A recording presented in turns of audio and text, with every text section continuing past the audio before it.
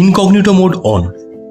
এবার আপনি ভাবলেন যে কেউ বুঝতে পারবে না যে আপনি কোন ওয়েবসাইটে যাচ্ছেন, তাই তো? আপনার ইন্টারনেট যে কোম্পানি দিচ্ছে, মানে আপনার ISP, internet service provider like Jio, Airtel, Vodafone, আপনার ইন্টারনেট ট্রাফিকটা কিন্তু তাদের নেটওয়ার্কের মাধ্যমে যাচ্ছে। তাই অনেক ক্ষেত্রে তারা বুঝতে পারে আপনি কোন ওয়েবসাইট বা কোন ডোমেনে আপনি লগ ইন করছেন এবং কতক্ষণ সেখানে আপনি স্টে করছেন এবং কতটা ডেটা ইউটিলাইজ করছেন। কিন্তু এখানে একটা ইম্পর্টেন্ট পয়েন্ট আছে।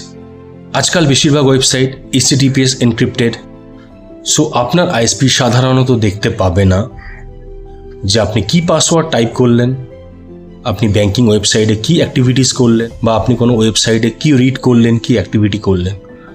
মানে সহজ করে বলি, আইএসপি কিন্তু আপনার ডেস্টিনেশন বুঝতে পারে, বাট আপনার কনভারসেশন না।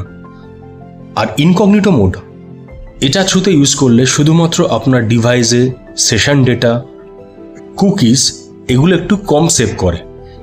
সে কিন্তু আইএসপি থেকে আপনার ব্রাউজিংকে হাইড করে না। এবার আপনি কোশ্চেন করতে পারেন, আমি যদি ভিপিএন ইউজ করি, তখন আইএসপি সাধারণত দেখতে পাবে যে আপনি কোন ভিপিএন সার্ভারে কানেক্ট হয়েছেন। কিন্তু একটা ব্যাপার আছে, তখন কিন্তু আপনার ট্রাস্টটা আপনি আইএসপির থেকে সরিয়ে ভিপিএনের দিকে নিয়ে গেলেন। সো তিনটে জিনিস সবসময় মাথায় রাখবেন। ইনকগনিটো হলো লোকাল প্রাইভেসি, HTTPS হলো ডেটা এনক্রিপশন, আর ভিপিএন হলো আইএসপি থেকে আপনার ডেস্টিনেশনকে হাইড করতে সাহায্য করে। তিনটে কিন্তু সেম জিনিস নয়।